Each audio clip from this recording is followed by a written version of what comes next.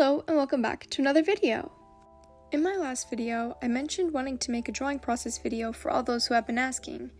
As you can see by the title, that's what this video is. I'll be doing a drawing process type video showing my digital process and explaining things to the best of my ability. But with that, let's get to the art. Before we get into the drawing, I do want to mention that my process differs from piece to piece, but I will be using this drawing I did recently as I feel like it captures what I typically do for a more finished piece. As you can see in the speed paint, I'm doing this sketch at the moment. Typically when I do a full page of drawings, it usually surrounds a theme of some sort. For this one, I did a winter theme as it was around Christmas time when I drew this. And if you couldn't already tell, I love fashion, so if it's going to be a theme drawing, usually that means it'll be an outfit/fashion based one. It usually revolves around what my fashion interests are at that time, but it can differ based on the season and the piece. If you see my more recent art pieces, you would probably pick up some common themes in the outfits I draw. All very girly, whimsical, with bloomers, polka dots, stripes, pastel colors, etc. As you will see, this drawing is no different. For the poses and such, if anyone is curious how I do the composition, I usually do a variant of 2 to 3 full body drawings with a simple pose and then a closer up or bigger full body drawing to feature the face/makeup rather than the outfit. I'll show the examples on the screen if you aren't already familiar with my art. I choose my close-up/full body drawings based on if I have the energy or the space. In this drawing, I really wanted to draw a cute sitting down pose, with the face being closer but still showing the outfit. For this, I will usually go to Pinterest for references on poses that I already saved in a board or will just search it up. Pinterest is extremely helpful in my process as it helps me with poses and outfit inspiration. The outfits I draw don't really come directly from one image, but instead from a few all mashed together with my own spin. I am by no means a fashion designer, so coming up with new and fun ideas for outfits would be difficult without Pinterest as a creative aid. For the overall layout of the outfits, if I wanted to be more outfit-based only, like this drawing I did, then I'll look to the other fashion-based illustrations/artists like Pickle Girl. I really like the composition she has with girls and outfits, but still keeping it interesting. I like to keep my sketch relatively clean and my lines readable, so it makes line art easier for me to do. Speaking of which, let's talk about the line art. Line art is a crucial part in my drawing process, especially in my digital art. It's what really pulls everything together and makes it satisfying for me to look at. Unpopular opinion, but line art is really relaxing and fun for me. It can depend on my mood, but typically I really enjoy doing the line art. I think it's mostly due to it being the easiest part of the process where I can just turn off my brain and draw over the sketch. This is why it's important for me to make my sketch readable. Once I finish the initial line art of all the drawings, then I will go over the outer silhouette of the character and thicken the lines. I feel this gives interest and makes the drawing look clean and finished, thus it is a reoccurring characteristic in my art. I also like the sticker-like feeling it gives. I don't add it at this point of the process, but later on I'll duplicate the line art layer, blur it a little, then I'll alpha lock and color another color like red or blue depending on the vibe. This gives it an almost dreamy-like feel that I like to do in my art. Because there's not much else to say about the line art, I'll let the speed paint play until we get to the coloring.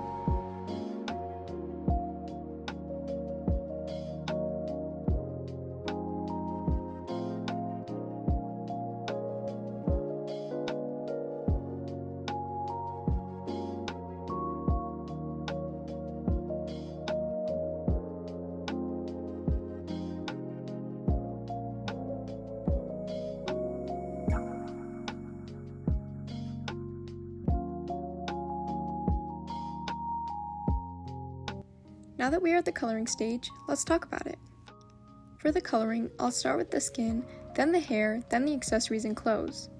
The skin is probably my favorite part to color because it is a key element in making the character feel energetic and alive, which is why I especially enjoy adding the blush. For the initial shading, I will just add soft shadows with the color of the skin tone, going a bit more left on the color wheel and darker each time. I'll try to show a little bit of what I'm talking about here. Which, as you can see, I go grab the skin color, it doesn't really matter what color it is, and then I'll go to the right, make it darker, and then put it on the color wheel. I'll do a little bit more left, so it's a bit more reddish, I guess. But it also depends on the skin tone, but typically in my art style, I will go a little bit more left so it's a bit more red, because I feel like it looks more alive and suits my style best.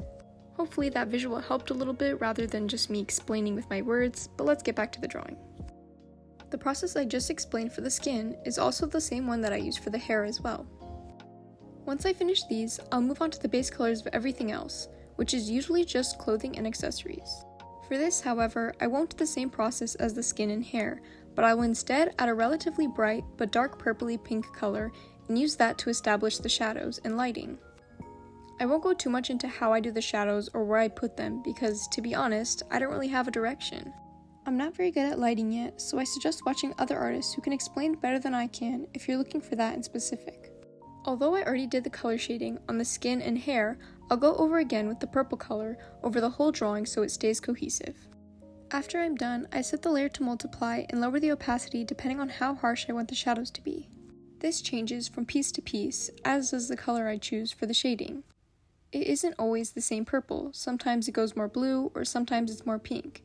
It just depends on the vibe of the piece and the colors used in it. Then, something I started doing more recently is adding a lighter color on the main points of the clothes, blurring that layer, setting it to add, and lowering the opacity. It depends on the clothing material, but I like the soft and silky feel it gives the clothes. This little detail isn't always obvious, but I like to add it nonetheless. For the finishing details, which will be shown later on in the speed paint, I'll add a white outline around the character, as well as sometimes I'll add a more bubbly shaped border with the color relating to the piece. I don't do this to all my drawings, again, it just depends on the drawing and how I'm feeling. This applies to adding PNGs to the piece.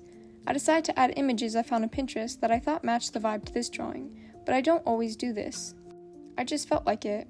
That is a reoccurring theme in my art.